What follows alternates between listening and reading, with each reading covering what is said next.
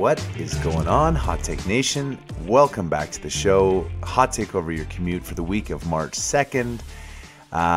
First, got to thank our sponsor. It's more of an unofficial sponsor, but alcohol. Thank you very much for helping last week. Maybe a little bit less memorable, a little bit less painful, a little bit more enjoyable, because it was a beatdown by any imagination. Reminded me of 2008. Stephen Colbert had done a show on his. I can't remember what it was called, but man, before he went to CBS, it was on Comedy Channel. It was the best.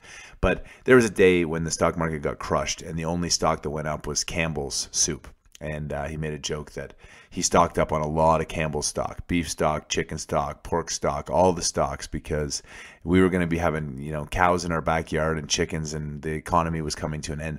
And this week was actually worse in terms of total points dropped over a short period of time. And so we had a quick episode on it earlier last week to say, everyone calm down. But we have to start this week with the coronavirus, because the coronavirus is absolutely dominating the news. And if you read the hot take of the day on the website, our morning email list on LinkedIn, or listen to the podcast, you know that DRW's brand of cynicism is more like, do your own work. And I want to share a story from a news article I saw on CNN last week. The article said, San Antonio reports first cases of coronavirus. That was the title, roughly.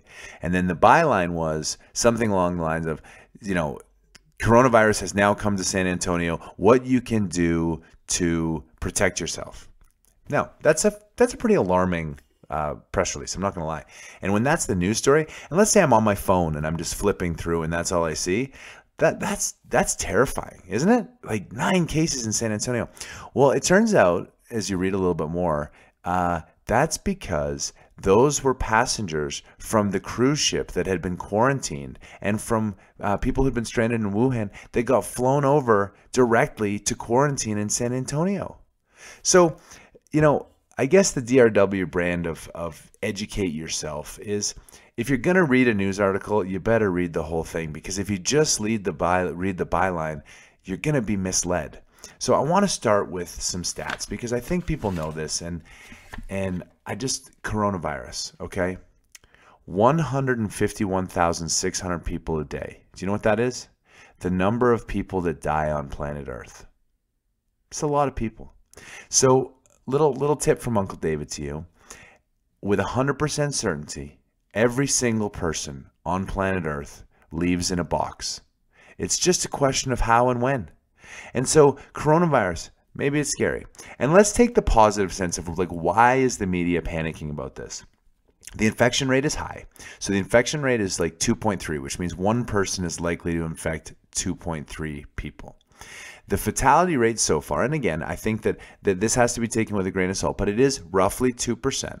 So out of 50 cases, one person is likely to die. And the stats are showing that sort of the people who have severe cases, most of the deaths are happening in the over 60 category, in particular in the over 80 category.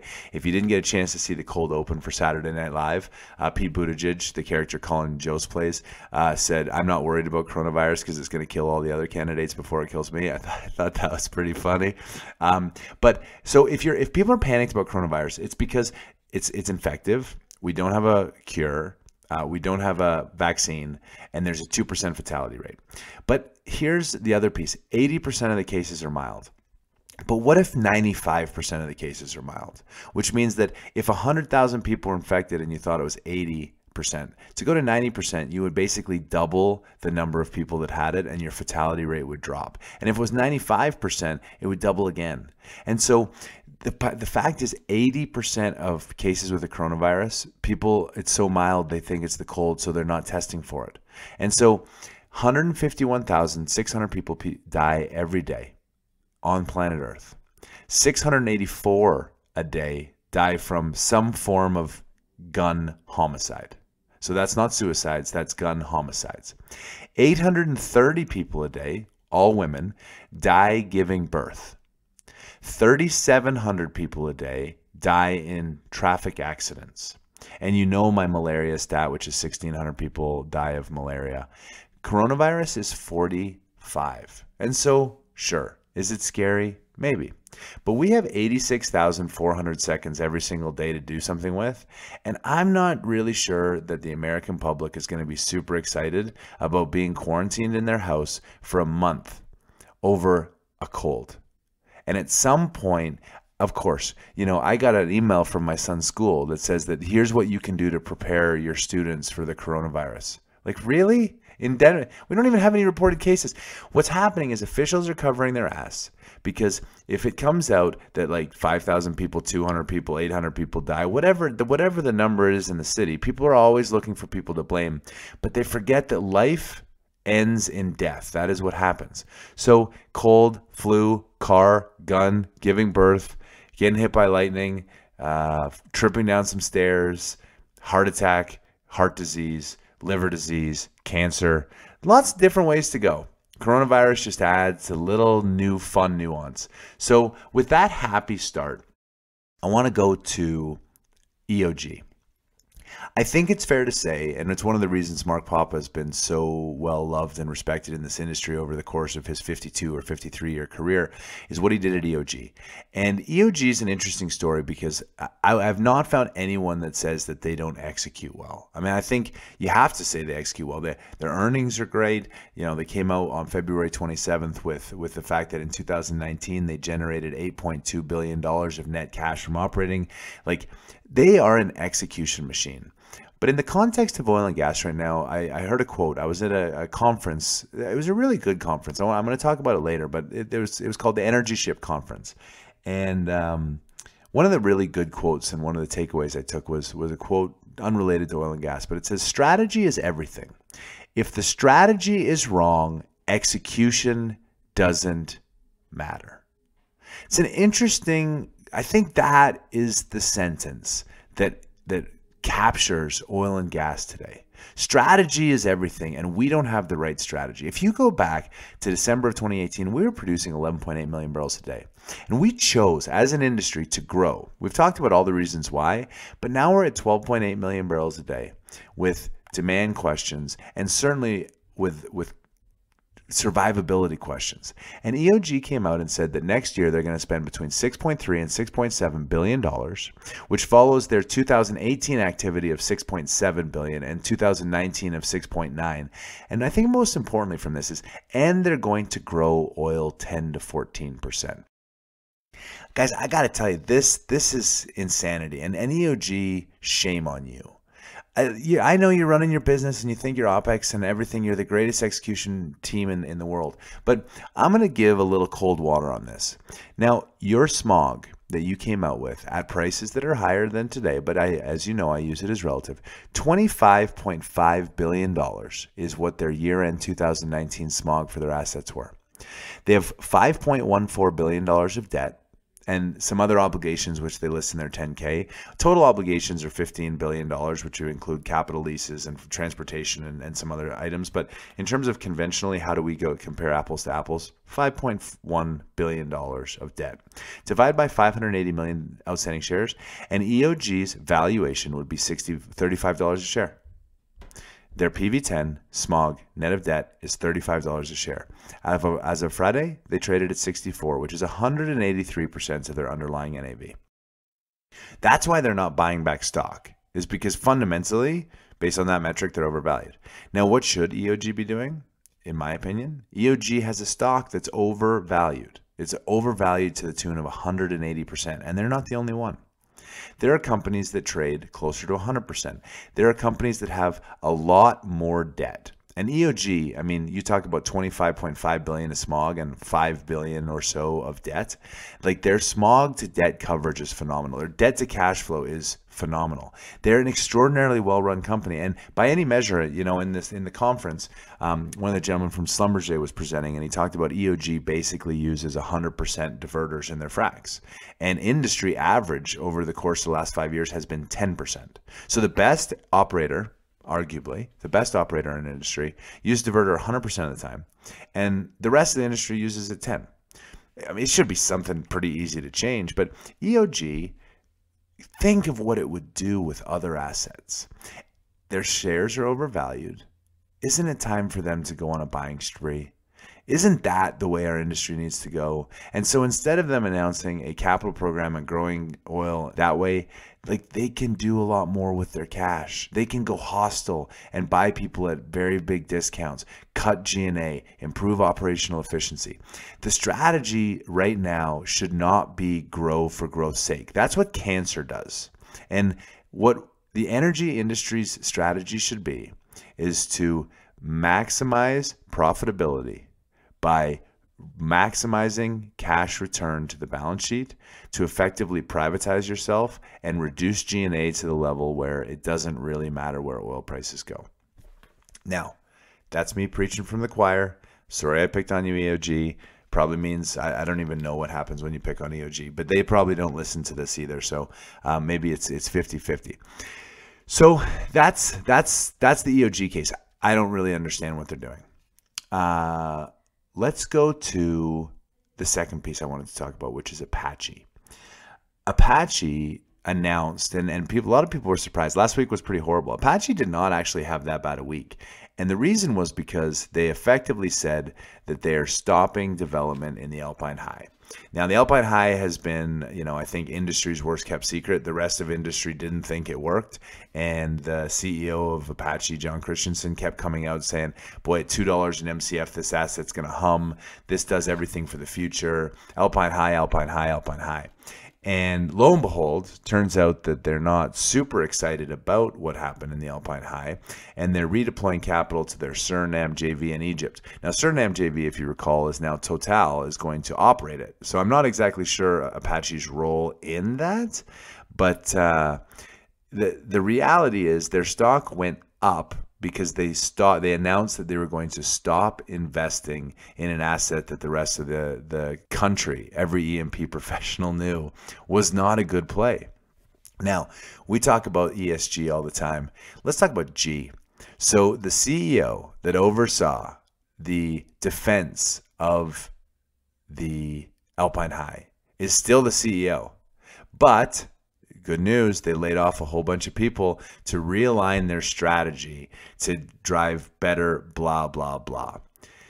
At what point do we start firing CEOs for, he might be the greatest guy ever. I don't know him. I honestly don't know him.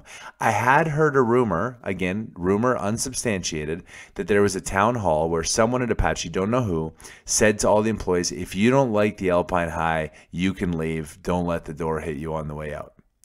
Well, that looks pretty bad. That doesn't age very well when you take a massive write down and effectively say you're not going to do the Alpine High when every single other company in the U.S. Permian knew that the Alpine High didn't work. And yet the board has not asked for a resignation. Does that make any sense to you? Now, I will say, I have been on record saying I think Apache is a logical acquirer of CDEV. Back to this sort of net asset value smog. I can't remember the exact number for CDEV, but they're worth about $4.30 a share, roughly. They have $80 million of G&A. If you buy CDEV, so a company like Apache can pay a pretty large premium because they trade at a large premium, be able to buy CDEV, and it is accretive to them. Plus they cut G&A, and then they bolster their Permian inventory. So maybe Apache's not getting rid of the CEO because they're going to get rid of him when they buy a company, and they're going to bring the new management team from CDEV and promote some of those people onto the management team so you can have a mixture of the two companies. I'm going to give them the benefit of the doubt, but like, we should be watching Apache, right? Like, let's be honest, that management team should not be running that company anymore, in my opinion. That's why I'm not a shareholder. That's why I'm not going to be a shareholder. That is why investors aren't investing in our business. But for as bad, and I put this in quotes, for as bad because it actually was good, Apache dramatically outperformed the market last week. Let's compare Apache to BP. BP, my new least favorite company, I'm going to go. The whole 2050 net carbon emission, they had a white paper that came out, and I'm going to post it to the show notes, that talks about their affiliation with trade organizations. And they listed, there had to have been about 30, and they went through and they figured out, so they're cutting trade associations that they're no longer aligned with. And they're really, really, really pushing this ESG, but the E part, and we have to be better stewards, and Paris Accord, and climate, and carbon taxing, and flaring, and methane. And I agree that the industry needs to hit head on the challenges with flaring and methane. Regulated, not regulated, through a trade organization, not through a trade organization, that can be debated. But what was interesting was the number of fractured trade organizations that even BP was a part of. That's number one. So of course our industry doesn't have a singular voice because there's 30 trade associations all trying to do things with different membership and they're all talking over each other. So I guess good on BP for reducing its membership to the ones that it wants them to align to. But like, we should have one trade association in the US. We really should. And honestly, they don't have the money that BP does. So congratulations, BP. You're coming out and you're sticking to your guns and you're saying, we're on board. We're fully on board with the zero. Do you want to know something? Since you announced this February 12th, as compared to Apache, who just announced that they had an asset that they're no longer going to invest, you, with your new strategy, have underperformed Apache by 4%. Now, what does that tell you? Number one, it tells me investors do not care about your ESG. They just don't. What they care about is if you're going to have assets, and I don't know if you remember, but you bought BHP's oil and gas assets pretty recently for $10 billion, as I recall.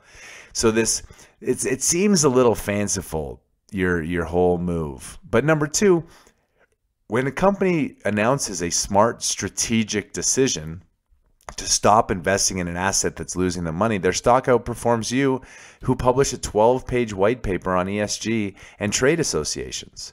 So look, if you want to reduce all this stuff, the best way to do it is to get after it and start buying companies that bolster your net asset value in the industry you're actually in, instead of some other industry thinking you can compete with wind and solar and nuclear and all these other things that you want to do. How about you go buy more oil and gas companies and stop their flaring and prove that you're actually doing this instead of talking about it? Because in that case, I'm going to go on a limb and say, I think your stock's going to outperform. Now, I want to end this episode with a little bit of good news for a change. I don't get to say a lot of good news, but you might have missed it. On February 28th, EIA 914 report came out. It's one of my absolute favorite because it's the actual production in the U.S. Not the weekly estimate from the EIA, which I think is dramatically overstated. Not the forecasts that are using non-degradation, non-depletion, unlimited inventory to show that the U.S. is going to grow. You recall that in September, I talked about peak oil in the United States. Peak gas is a long way away because of all the things we've talked about with firm transport. But in oil in particular, the decline rates are the highest. The inventory is falling much faster than people think. And capital, quite frankly, is restraining it. So December's number was 12,779,000 barrels a day versus November, which was 12,863, which now allows me to come back on record. And I did say it was going to be September at 12.5. It made it to 12.9. We're now at the highest U.S. production that we will ever see. Mark my words, write it down. The calendar is in. Because here's what happened. In November, if you look at Primary Vision, they have a frac count, so similar to Baker Hughes. It's a good service. Reach out to those guys if you don't have it. November, 345 frac spreads were working in the United States across all the basins. November's fracs led to December's production. Now, in December, 320 frac spreads were running, which means that the December frac spreads are going to bleed into January. And if you recall, January is pretty cold in North Dakota, and Oklahoma has been ramping down. And if you look at the EIA completion by basin, you see that there is a dramatic drop down, and you see it in the frac spreads. So December we ran 320. Now January average frac spread was actually lower than December. It was 292, and February to date is 314, which still puts it below December. And if you remember going back to peak oil series, one of the key primary points of why we're declining is every year we have drilled more wells and longer wells. And now we're at the point where we can't drill more wells because we don't have the capital. And very clearly from the frac spreads, you can see that we aren't completing more wells. So I think it's extremely, extremely important that December's production of 12.779 is down roughly 100,000 barrels from where we were in November. And when you look at the level of activity going on in some of these larger producing states, North Dakota in particular, Oklahoma and another, Colorado and another, those guys are going to come off a couple 100,000 barrels a day. And with the capital restraint, coronavirus, $44 oil, you got to think some management teams are pausing, picking up rigs, pausing picking up frac spreads, maybe delaying some things because their cash flow is bad. Maybe we're going to see some more M&A on Merger Monday tomorrow, and that's going to help also reduce frac spreads. It's all kind of coming together. And so I think we're at the tipping point, and coronavirus notwithstanding, I think we're going to be okay. And I think we're finally at the place where US E&Ps are going to read what's actually going on. So that's it for this week's episode. Bye for now. Until next time, be safe, be good, have a great week. Talk to you soon.